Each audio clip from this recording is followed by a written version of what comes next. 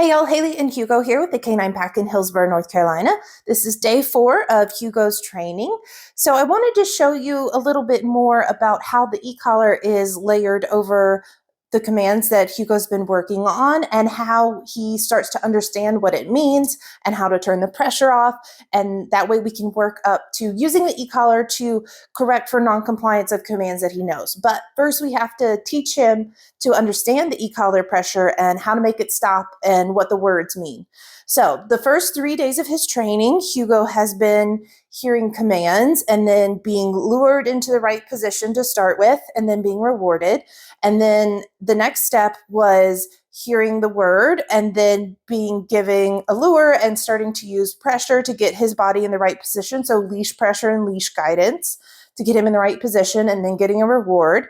And so that's what he's been doing the first 3 days or so. So this is day 4 where we're starting to layer the e-collar over the commands that he knows.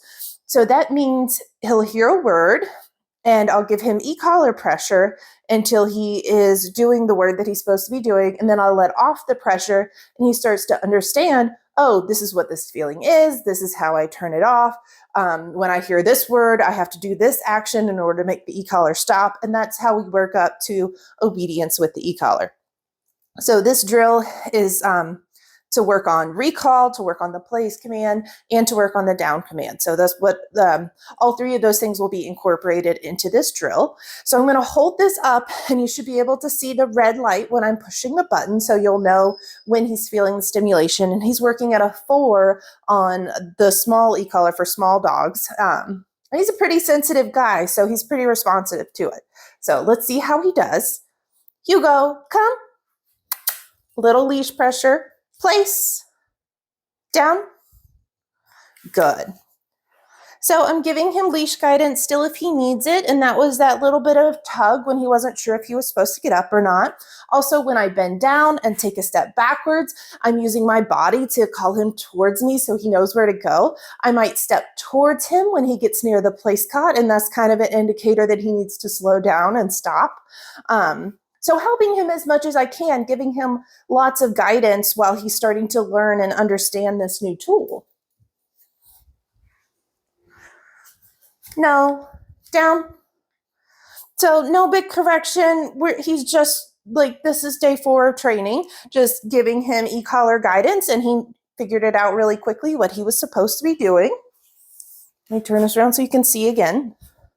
Hugo, come. Good. Place. Good. Down. Good. So now I'm going to reward again. Good job, buddy. So he's really starting to figure this out. And I want to do this, he's learning to layer the e-collar in a really low distraction environment. Yeah, my dogs are out, but they're not being super excited or distracting right now. And then I want to start slowly upping the distractions that he faces, like starting to work outside or starting to work in a park or a public place, but really starting here so he can understand them without having to deal with all those distractions. So let's see again. Hugo, come. Good. Place. Down. Good. So a little leash guidance, down. A little leash guidance, a little coaxing from me to get him to do the right thing. And that's okay. Like I said, it's day 1. He's learning. All right. Hugo, come.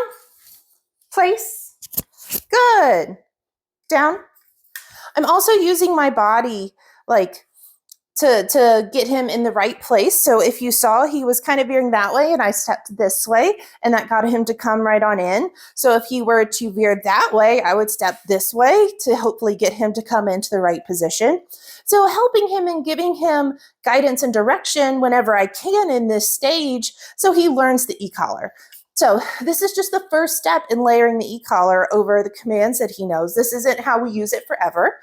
we want to get in at least 500 reps with every command and e-collar pressure before we start correcting dogs for non-compliance of known commands with the e-collar.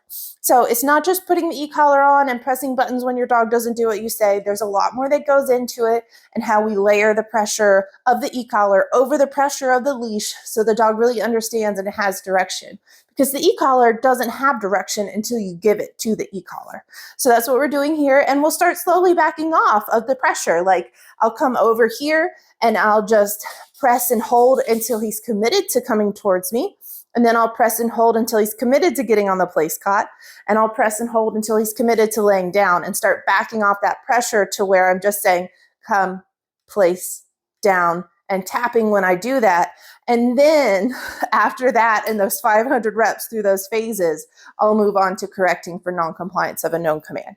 So there's a lot that goes into layering the e-collar over the commands, but once they understand that, this leash can come off, those distractions can go up, and you can really get that great obedience from your pup, which helps your communication with them, which helps you like them more, which helps you be able to include them more. And really, it can just be great to be able to communicate with them and tell them what you're looking for.